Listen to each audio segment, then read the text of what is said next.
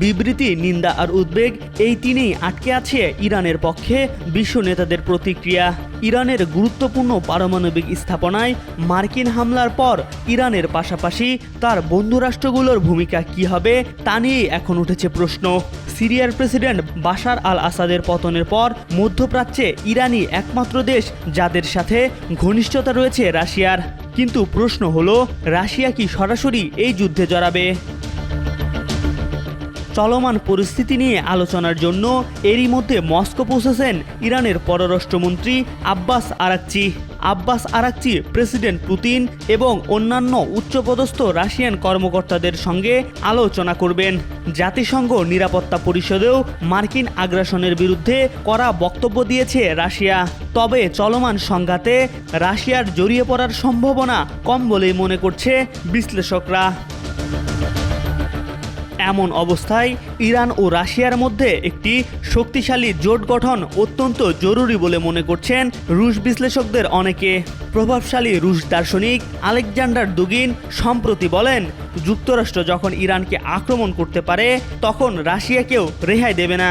তিনি মনে করেন এই যুদ্ধের মধ্যে রাশিয়াকে কৌশলগতভাবে লড়াই করতে হবে এবং ইরানের পতন হলে রাশিয়াও নিরাপদ থাকবে না।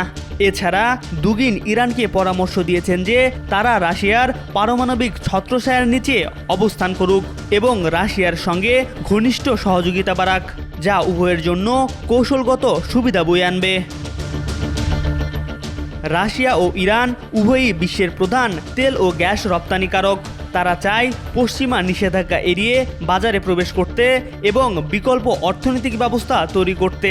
একে অপরের কাছ থেকে ড্রোন ও ক্ষেপণাস্ত্র প্রযুক্তি আদান প্রদান করছে।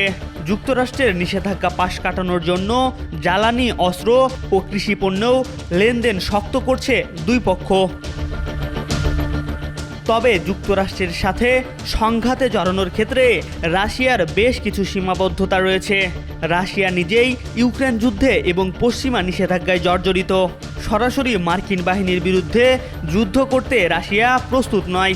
তারা চাইবে ইরানকে সহায়তা করলেও বড় সংঘর্ষ এড়িয়ে চলতে। ফলে ভবিষ্যতে যুদ্ধের মাঠে হয়তো ইরানকে একাই লড়তে হবে। MR আকাশ, আজকাল।